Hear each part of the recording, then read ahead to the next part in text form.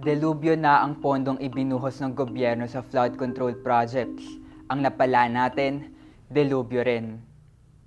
Bilyon-bilyon kada taon ang budget para sa flood control. Ngayong 2025, higit 248 billion ang nakuhang budget ng DPWH para sa flood control. Mula 2023 to 2025, sa ilalim ni President Marcos Jr., 675 billion na ang total.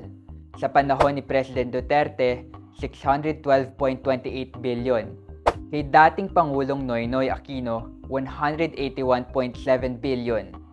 Sa loob ng nakalipas na 15 taon, umabot na sa 1.47 trillion ang nailaan ng gobyerno para lang sa flood management ng DPWH. Lahat yan, pera ng bayan.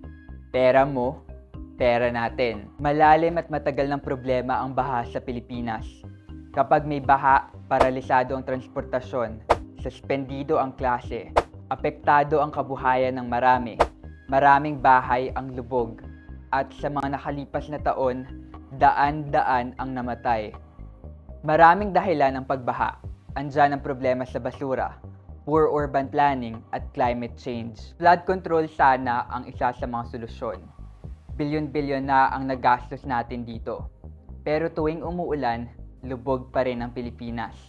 Ulan ba talaga ang problema o ang sistema?